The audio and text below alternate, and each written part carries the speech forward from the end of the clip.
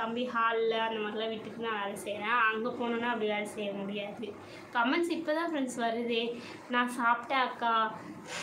Karthik hi, first time உங்கள் channel பார்க்குறேன். Thank you, welcome Karthik. Channel பிடிச்சிச்சின்னா தொடர்ச்சியாக சப்போர்ட் பண்ணுங்கள். நீங்கள் தான் லைக் பண்ணிட்டீங்களா? தேங்க்யூ. ஹரிணி, கார்த்தி, சக்தி, அதுக்கப்புறம் கார்த்திக், இவ்வளோ பேர் இருக்கீங்க, ஏன் யாருமே சேட் பண்ண மாட்டீங்கப்பா? சரி, அந்த மாதிரி அம்மா வந்து சொல்லிடுவாங்க. அதனால் எனக்கு ரொம்ப கஷ்டமாக இருக்கும். இப்போ பார்த்திங்கன்னா அம்மா வீடு வந்து பார்த்திங்கன்னா இல்லை, சொந்த வீடு பெருசாக கட்டியிருந்தாங்க. அண்ணா வெளியே, அண்ணாக்கும் அம்மாவுக்கும் கொஞ்சம் மனத்தகராறு வந்து இப்போ வெளியே இருக்காங்க. என்னோடய பேரா கார்த்திக், என் பேர் வந்து சூர்யா. கார்த்திக் வந்து எங்கள் அம்மாவோட தம்பி பேர். எங்கள் தாய்மாமா பேர் வந்து கார்த்திக். தெரியுமா உங்களுக்கு? அது உங்கள் பேர் நான் மறக்க மாட்டேன். தாரா தாரா தாரா, அப்பா எல்லாருக்கும் ரொம்ப ரொம்ப பிடிச்ச பேர் தாரா. எங்கேருந்து நீங்கள் மெசேஜ் பண்ணுறீங்க? ஹாய் தாரா, லைக் போட்டுட்டேன். ராஜேஷ், தேங்க்யூ ராஜி. ராஜ் மோகன் ராஜ் 83, இவ்வளோ பெரிய பேர் லைக் போட்டுட்டியா, தெய்வமே நன்றிப்பா அப்படின்னு சொல்லிக்கிறேன். அந்த மாதிரி அம்மா வந்து இப்படிலாம் பண்ணுவாங்க ஃப்ரெண்ட்ஸ். அதெல்லாம் நினச்சி இன்றைக்கே ஒரு பயம் வந்துருச்சு மனசுக்குள்ளே. எல்லா பொண்ணுங்களும் அம்மா வீட்டுக்கு போனால் ஜாலியாக இருக்கலாம், நிம்மதியாக இருக்கலாம், உட்காந்துட்டு இருக்கலாம் அப்படின்னு சந்தோஷமாக இருப்பாங்க. ஏன்னா அதெல்லாம் கொடுப்பனும் வேணும். எனக்கு அந்த கொடுப்பனெல்லாம் சின்ன பிள்ளையிலேருந்து அம்மா வந்து எனக்காக ஒரு சாப்பாடு எதுவுமே வந்து பண்ணதில்லை. ஆல்ரெடி நான் சொல்லியிருக்கோங்க எல்லாருக்கிட்டேயும். அந்த மாதிரி தான் இப்போ தம்பியை வச்சு இப்போ வந்து அம்மாவுக்கு ரொம்ப வயசாகிடுச்சு. அதனால் அவங்கள செய்யலாம் விட மாட்டேன் ஃப்ரெண்ட்ஸ்னா. நடக்கிற உண்மையை சொல்கிறேன். உண்மை இதுதான்ப்பா, நாங்கள் போனால் நான் இப்படி தான் இருப்பேன் அப்படி சொல்லிட்டு. யுவர் ஃப்ரெண்ட், நான் சென்னைப்பா. கவின் கிரீஷ், ஹாய் அக்கா. ஒய் இவ்வளோ ஃபீல்? எதுக்கு இவ்வளோ ஃபீல்னா, அம்மா வீட்டுக்கு போய் 10 நாள் இருக்கணும். அதான் 10 நாள் எனக்கு சத்தியமாக பிடிக்கல. இங்கே இருக்கிறதா என்னுடைய சந்தோஷம் எல்லாமே. இப்போ போய் தான் ஆகணுன்ற அந்த கட்டாயத்தில் போகிறேன். ஏன்னா எங்களுக்கு யாரும் இல்லை ஃப்ரெண்ட்ஸ். எங்கள் வீட்டுக்காரர் வந்து அப்பா இல்லை, சின்ன வயசுலேயே ஆக்சிடெண்ட்டில் இறந்துட்டார். அதுக்கப்புறமா மாமியார் வந்து வேறு ஒருத்தருக்கு மேரேஜ் பண்ணிட்டு போயிட்டாங்க. ஸோ அதனால் அவருக்கு யாருமே இல்லை. நானே, எங்கள் அக்கா, குழந்தைங்க, நாங்கள் மட்டும்தான். அப்படி இருக்கும்போது நாங்கள் இப்போ எதனா ஒரு மொட்டை அடிக்கணும், எதனா ஃபங்க்ஷன் வைக்கணும் அப்படின்னா வந்து எங்களுக்குன்னு சொந்த பந்தம் யாருமே கிடையாது. நான் அப்போ ஆசைப்பட்ட ஒரு விஷயம் என்ன தெரியுமா ஃப்ரெண்ட்ஸ்?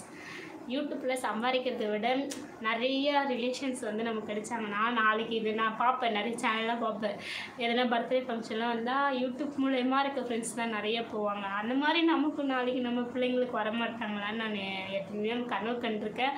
அது ஒரு நாள் கண்டிப்பாக நிறைவேறணும்னு நான் ஆசைப்படுறேன் ஃப்ரெண்ட்ஸ். உண்மையாக பெருசாக என் பிள்ளைங்களுக்கு சொந்த பந்தம் வரலனாலும் யூடியூப் மூலயமா கிடச்சி நீங்கள் வந்தீங்கன்னா நான் ரொம்ப சந்தோஷப்படுவேன். உண்மையாக எல்லோரையும் இன்வைட் பண்ணுவேன். பெருசாகி நான் நல்லா சம்பாரிச்சு என் பிள்ளைங்களுக்கு எதனா பண்ணும்போது கண்டிப்பாக நான் வந்து எல்லாருமே இன்வைட் பண்ணுவேன் ஃப்ரெண்ட்ஸ்.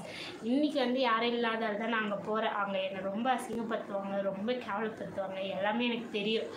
தெரிஞ்சுமே நான் போகிறதுக்கான ரீசன் வந்து இதுதான் ஃப்ரெண்ட்ஸ். எங்கள் அப்பாவுக்கு ரொம்ப உடம்பு சரியில்லை. அப்பா வந்து எனக்கு கடவுளுக்கு நிகராக எங்கள் அப்பாவை நான் பார்க்குறேன். ஏன்னா எங்கள் அம்மா வந்து ஒரு பொம்பளை பிள்ளையை நம்ம விட்டு போகிறோமே, அதை எப்படி சாப்பிடும் கொள்ளும், அது எதை பற்றியுமே யோசிக்கல. எப்படி அது துணி துவச்சி போடும். சின்ன பிள்ளையிலேருந்து விட்டு சண்டை போட்டு விடுவாங்க. ஆனால் அப்பா வந்து போகவே மாட்டார் ஃப்ரெண்ட்ஸ். என் கூடயே தான் இருப்பார். என் பொண்ணு அவர் குடிப்பார், ட்ரிங்க்ஸ் நிறைய பண்ணுவார். பண்ணிவிட்டு வாசலில் படுத்துருவார். நான் ஒரு ஆளாக ஏதோ பண்ணிகிட்டு இருப்பேன். எங்கள் அப்பாவை கவனிச்சுட்டு சின்ன பிள்ளையிலேருந்தே, அதாவது ஃபஸ்ட் ஸ்டாண்டர்ட்லேருந்தே அதெல்லாம் நான் வந்து கஷ்டப்பட்டே வளர்ந்து பொண்ணா, அதனால் அந்த மாதிரி இருப்பேன். அதனால் எங்கள் அப்பாவுக்கு இன்றைக்கி உடம்பு சரியில்லைன்ன உடனே இவர் வந்து நீ ரொம்ப கஷ்டப்படுற, ரொம்ப அழுகுற மாதிரி இருக்குன்னா நீ போக தேவையில்ல, இங்கே கூட எங்கன்னா போயிட்டு முடி வெட்டுற கடையில் போய் தம்பிக்கு மொட்டை அடிச்சுட்டு வந்துடலாம் அப்படி சொன்னார். ஆனால் நான் வந்து அப்படிலாம் வேண்டாம்மா, முடி வெட்டுற கடையெல்லாம் பிள்ளைக்கு வெட்ட தேவையில்ல, கோவிலில் தான் மொட்டை அடிக்கணும், அது ஒரு பாரம்பரியமாக எல்லோரும் வந்து இது பண்ணுறது தானே அப்படி சொல்லிட்டு நான் அதையே சொல்லி தான் இப்போ ஊருக்கு போகிறேன் ஃப்ரெண்ட்ஸ். இருங்க, கமெண்ட்ஸ்லாம் நான் படிக்கிறேன். லேட்டாக தான் ஒரு ஃப்ரெண்ட்ஸ். நான் வந்து உங்களுக்கு தெரியும்ல, புதுசாக உங்களுக்கு தெரியாது. இது வந்து நான் இருக்கிற ஏரியா ரொம்ப கிராமம். நீங்கள் மெசேஜ் அனுப்பிச்சிங்கன்னா ஒரு 5-6 நிமிஷம் கழிச்சு தான் வரும். நான் படிக்கலன்னு சொல்லிட்டு போயிட போகிறீங்க யாரும். Kalaivani, hi sister. ஏன்க்கா 10 days இருக்கணுமா? அதான் எனக்கும் கவலையாக இருக்குது த்ரிஷா செல்லம். எனக்கும் அதான் ஃபீலிங்ஸாக இருக்குது. அக்கா ஃபீல் பண்ணாதீங்க. பண்ணாமல் எப்படி இருக்கிறது? எங்கள் வீட்டுக்காரர் வந்து நான் ஃபோன் பண்ணி பேசிப்பேன், எல்லாம் பண்ணிப்பேன். இருந்தாலும் அங்கே போய் சந்தோஷமாக இருக்கிறேன்னா அவர் சந்தோஷமாக அனுப்புவார். அதெல்லாம் சொல்ல பண்ணீங்க.